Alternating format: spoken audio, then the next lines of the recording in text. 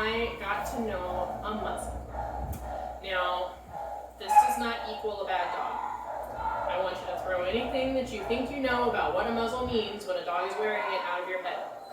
Dogs can wear muzzles for a lot of different reasons. Some of them have coprophagia, and the only reliable solution for a dog with coprophagia is to put a muzzle on them when they're outside walking on a leash, because otherwise they're going to try and eat any feces they find on the ground. Some dogs also will eat random objects on the ground, and so they have to wear a muzzle for the same reason, even when they're on leash, so that they do not ingest random objects. Honey needs a muzzle because her first solution when she becomes overstimulated or overwhelmed during any stressful event is to put teeth on people. Despite our best efforts to help desensitize her and counter-condition her to her training, or to handling veterinary services, intensive husbandry care, something in her past has prompted her to want to bite when she grows uncomfortable in a situation. And she doesn't give other warnings. She gives no other warnings. In fact, she gives every other indication that she's doing fine, she's doing great, she's having a wonderful time, until suddenly she's not. And that's when the chomp happens. And the chomp is different from her mouthing habits that we see from her when she's having a good time, greeting you, excited, playful. This is what we call a bite with intention. The intention of the bite is to cause pain or discomfort, to get you, the human who is handling her, to stop whatever it is you are doing. And the problem with those bites with intention is that they work. They get whatever is happening to stop happening because we experience pain. So, to remove that as an option for her and help her realize that the slight discomfort she might experience from a nail trim or a gentle restraint while we have to draw blood or administer a vaccine is not worth biting over. Okay? And she did so well with this on. I'm going to show you just how little she cares. Come here. I know you're so sleepy. You'll still get that gab out of your system. Yep. Good girl. Here's how little she cares about the muzzle. Good job, Miss Meow. Now this muzzle is actually one size larger than a muzzle her size should be. And the reason for that is because I want her to have enough room to open her mouth to pant if she needs to take a treat if she wants to, and to continue working and responding to me. Yep, good girl. So she's still reliably performing obedience. Good girl. Can you sit? Yep, good job. She's still readily taking cookies. She's a little bit slower because that gabapentin is slow to leave her system down. Yep, good girl. She's having a great time. There is no indication that this muzzle is causing her any stress or fear or anxiety. In fact, it helps prevent stress or fear or anxiety from occurring because she no longer has the option to put teeth on people if she feels uncomfortable. And we managed to get all 4 of her feet drilled today while she laid on her back, her feet in the air. She had a muzzle on and I was delivering treats every 2 to 3 seconds. Initially there was some flinching and flailing, but by the end of it she was ready to take a nap.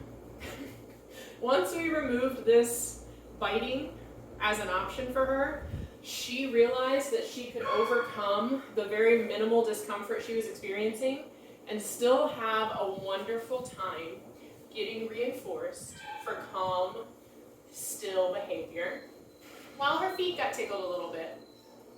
And after the Dremel was over, she didn't flinch or flail or even try to get the muzzle off. She just laid there, calm as could be, the perfect angel. So the muzzle does wonderful things for you. Yes, it does. Now, why is this important?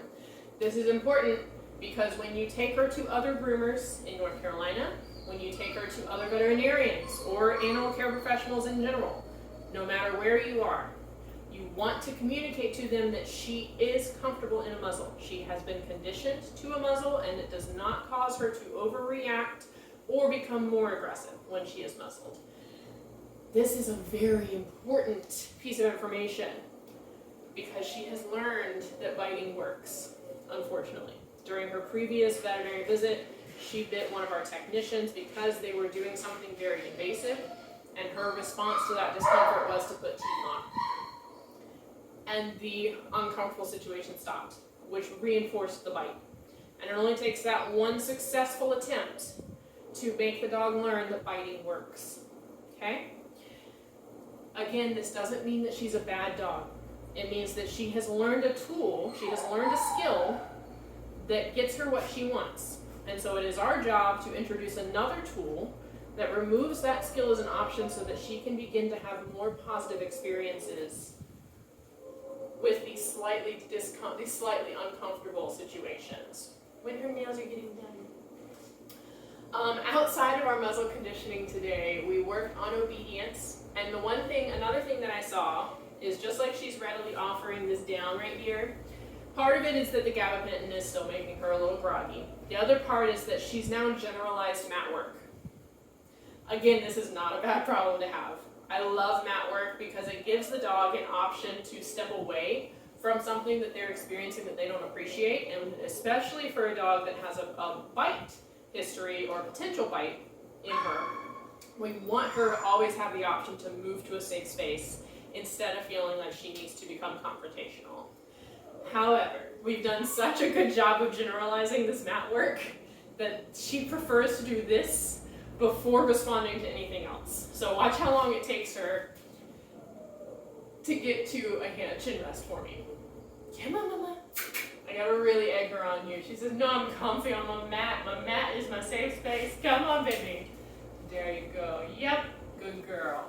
So how do we correct for this? And by correct, I mean, how do we make other things more motivating? Stop rewarding for mat work. The mat is now officially self-reinforcing. Down. Sleepyhead. The mat is self-reinforcing for her, which means that she can go to it and relax and soothe herself, and she doesn't even need you to approach her, give affection, or give a snack for doing this. She wants to do it. It's self-motivating. So stop rewarding for it. Let the movement and the behavior be its own reward. Only reward for it if you cue it. So if you do your little point and she moves to her towel or whatever other mat you've set up for her, you can give her verbal praise. But I wouldn't reach for pets. I wouldn't give her a snack because, again, she's already motivated to do this. We've seen this in action. You see what's happening right now. Instead, deliver physical affection and deliver food rewards for other behaviors. So your hand targets, your sit cues, your down cues, staying, loose leash movement with you. All of those you can still give her food, you can still give her treats, you can still give her physical affection. Mat work, verbal praise only, and only when you ask her to do it. If she goes and does it herself, great. Doesn't require any feedback from you. Only if you ask for it and she does it, then she gets some verbal praise. Okay? Her loose leash walking looks amazing. I was a little concerned after your extended time away that we would see a return of her kind of hitting the brakes or veering off and just doing silly little puppy things and having the ADD. She's amazing on this harness. I was actually able to let a team member, Vicky, work with her and work on the Let's Go cue while we were moving together. And Honey moved right with her. The only time she hit the brakes was when there was a new sound. We know she's sound sensitive, and she was a little surprised and startled by that, so she kind of hit the brakes briefly, but she bounced back from that pretty quickly and was able to continue moving with Vicky on a loose leash. So great work maintaining that skill. Keep that up. I'm really glad to see that that's her standard behavior no matter what kind of walking tool she's wearing. Okay? Let me know if you have any questions about this muzzle work. I wouldn't invest in a muzzle yourself just yet for a couple different reasons. She has not attempted to bite with intent in your presence. I have not seen her become overtly aggressive with you. If she has become overtly aggressive with you, I need to know. Because then, yes, we definitely want to get you guys set up with a muzzle. But I only want her to see the muzzle when she is going to be worked through a process in a positive way. Okay, I don't want her to have the muzzle put on at home for everyday things. And I want to also do a demonstration of how to condition her to a muzzle. Okay, I'm going to send you a few options next time we get together of different styles of muzzle. And they each have their own uses and their own purpose. So it's really up to you and up to, you know, her purpose and why she needs it to figure out which muzzle is going to be the best fit for her. For now, when she comes for appointments, we will be using an oversized fabric muzzle and making a note of that on her account. But we are pairing that with positive reinforcement and minimal restraint so that she doesn't have too many hands on her. I also recommend that anytime you have a scheduled veterinary visit, you pre-medicate her with that trazodone and that gabapentin. That is also what made the big difference for her today. That helped her settle and relax into the process that we had to get through in order to get those nails done.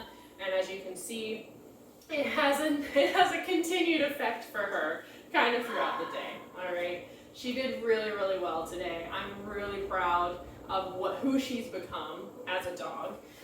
And with these communication tools and chemical tools that you have available for her, she can continue to have more positive experiences over time here at Town and Country and wherever you need to take her when you're traveling together, so that this bite incident doesn't become a normal situation that she feels like she has to practice. Okay? You did so good for me today, honey. I'm so proud of you.